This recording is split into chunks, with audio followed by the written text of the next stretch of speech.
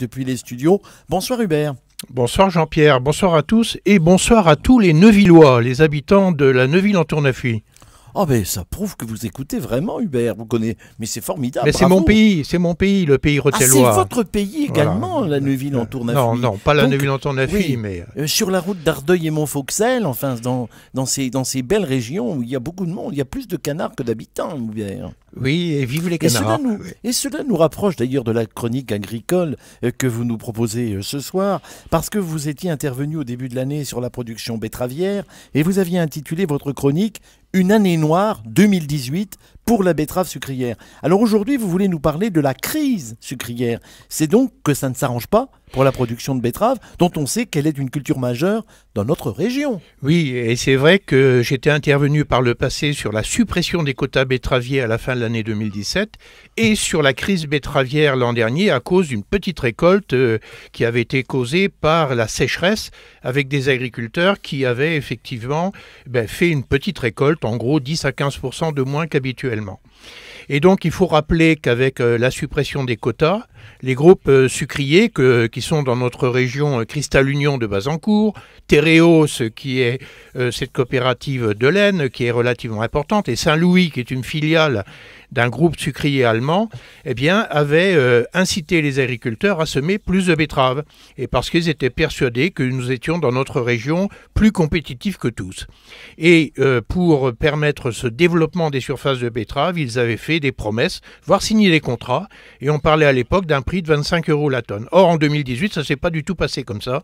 Et les petits rendements, et surtout le prix du sucre qui est passé de 600 $ la tonne, qui était le prix de 2011, à 300 $ la tonne, rendez-vous compte. Mais comment expliquer, Hubert, une telle baisse du prix du sucre et donc de la tonne de betterave?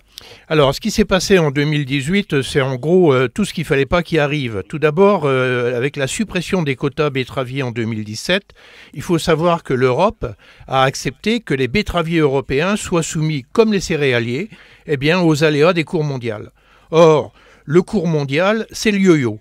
Et il suffit de quelques pourcentages de quantités produites en trop au niveau planétaire et qui font l'objet d'exportation pour que les cours d'export sont fixés par les bourses, et les bourses c'est celles de Londres et de New York, et on décide à la bourse finalement du prix qui est payé à l'ensemble des producteurs de la planète, qu'il s'agisse de producteurs de sucre de betterave ou de producteurs de sucre de canne à sucre.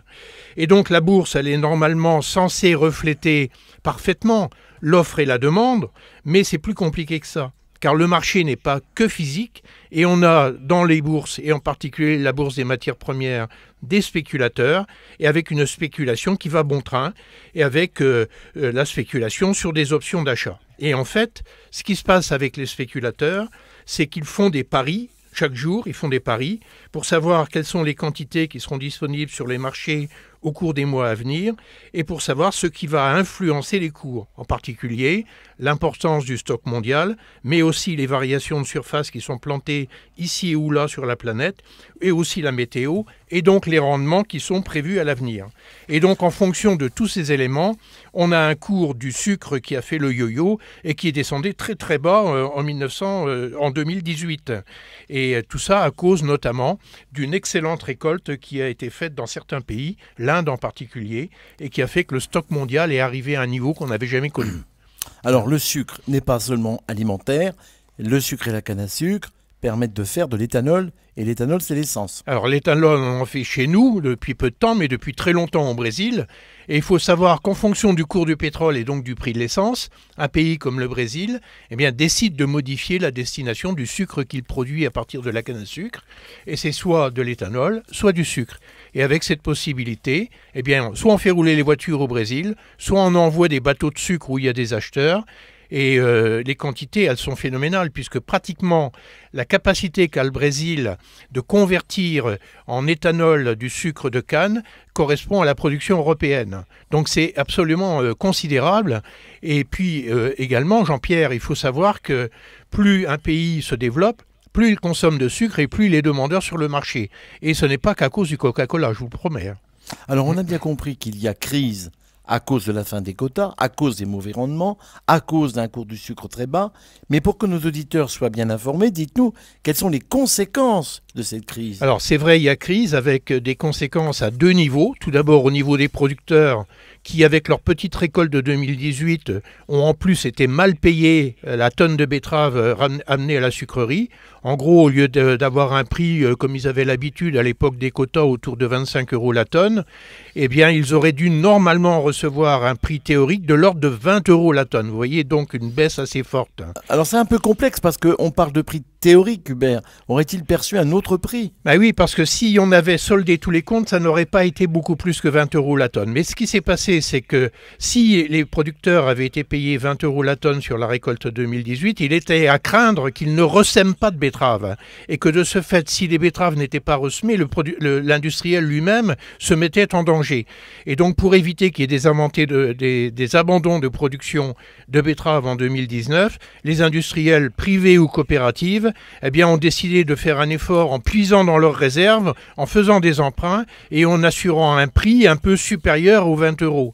Donc du coup, ils sortent des mauvais résultats, vous l'imaginez. Industriel, déficitaire et fragilisé. Et tout à fait. Et on est en train de le voir avec la publication des comptes de la campagne 2018 au niveau des sucreries. Les derniers qu'on a vus récemment, la presse l'a relayé, c'est le groupe Cristal Union de Bazancourt qui dégage 99 millions d'euros de pertes, première perte de son existence.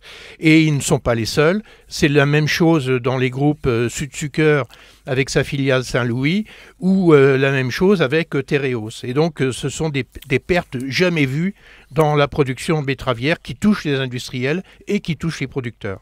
Pour terminer, deux questions. Hubert, d'abord, y a-t-il d'autres conséquences rapidement? Les conséquences, c'est celles qui vont toucher les industriels, puisque obligés de faire appel à des financements, ils sont obligés d'engager des restructurations. Et là, on vient d'apprendre qu'en France, sur les 25 sucreries, 4 allaient disparaître, dont 2 du groupe Saint-Louis, dont 2 du groupe Cristal Union. Heureusement, ça ne touche pas directement notre région, mais ça touche le Puy-de-Dôme, avec la sucrerie de Bourdon, qui est la plus ancienne de France, ça touche le Calvados, la Somme et l'Eure-et-Loir. Alors, que faudrait-il pour terminer, Hubert, que le sucre retrouve des coûts rémunérateurs et les producteurs de la région Champagne-Ardenne des betteraves bien payées? C'est la bonne question, parce qu'il faut quand même garder un espoir et regarder le futur. En fait, il faudrait que pour la campagne 2019 et les suivantes, arrive tout l'inverse des mauvaises nouvelles qui ont touché la campagne 2018.